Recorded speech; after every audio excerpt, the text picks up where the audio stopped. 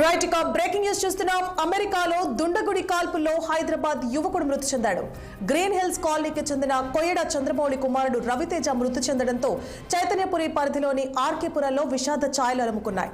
2022 మార్చిలో అమెరికా వెళ్లిన రవితేజ మాస్టర్స్ పూర్తి చేసి ఉద్యోగ అన్వేషణలో ఉన్నాడు. ఈ క్రమంలో వాషింగ్టన్ ఏవ్లో దుండగులు జరిపిన కాల్పుల్లో ప్రాణాలు కోల్పోయాడు.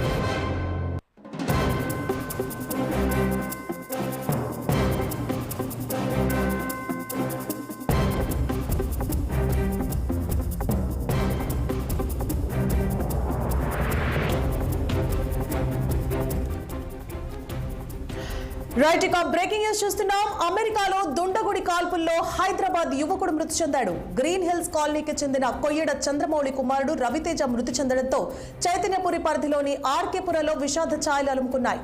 2022 మార్చిలో అమెరికా వెళ్లిన రవితేజ మాస్టర్స్ పూర్తి చేసి ఉద్యోగ అన్వేషణలో ఉన్నాడు. ఈ క్రమంలో వాషింగ్టన్ ఏవ్లో దుండగులు జరిపిన కాల్పుల్లో ప్రాణాలు కోల్పోయాడు.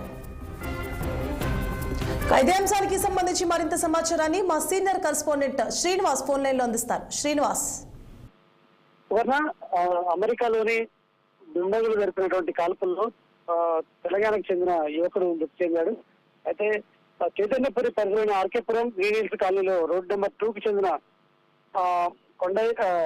కొయ్యడ చంద్రమౌళి కుమారుడు రవితేజ యువకుడు మృతి చెందాడు. అయితే 2022 మార్చిలో అమెరికా వెళ్లిన రవితేజ మాస్టర్స్ పూర్తి చేసి ఉద్యోగ అన్వేషణలో ఉన్నాడు.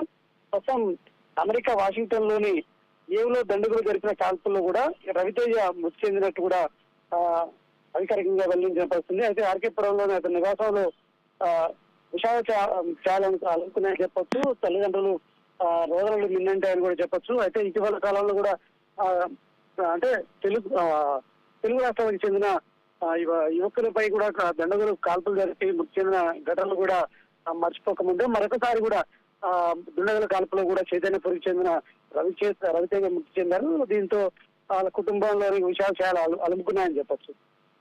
అయితే రవితేజ మృతదేహాన్ని తీసుకురావడానికి కూడా ప్రయత్నాలు అయితే జరుగుతున్నాయి. Right, thank you for the update Srinivas.